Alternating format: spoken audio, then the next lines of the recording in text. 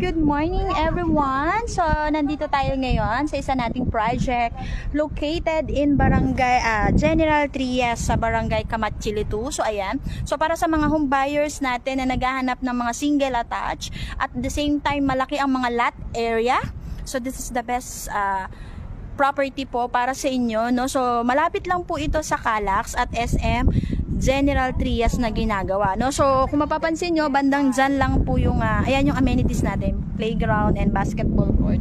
At the same time, yung kanyang clubhouse, no? So, dyan lang po, malapit lang dyan, sa partner dyan, so dyan, ang Calax. So, hindi ko kasi maturo, kasi may maganyan. And then, dyan sa likod lang nito yung SM General Trias, no? Then, ayan po, nasa may paglabas nyo, ayan yung gate, ayan yung makikita mo. Ayan na po is Barangay Road, no? So, ayan, single attached. So, ito po yung ating unit, si Abby. Si Abby po is may 2 bedrooms, 1 toilet and bath. Ang lot area po niya is 8 square meter. And then, ang floor area niya is 72.99. Complete finish po ang turnover. May carport at the same time may balcony, no? Then, yung isa po nating single attached is si Brenda. Si Brenda po is ang lot area niya is 77 square meter. Ang floor area niya is 60 square meter. Ayan, may balcony din, may carport. No, 2 bedrooms din. At the same time, dalawa rin yung toilet and bath.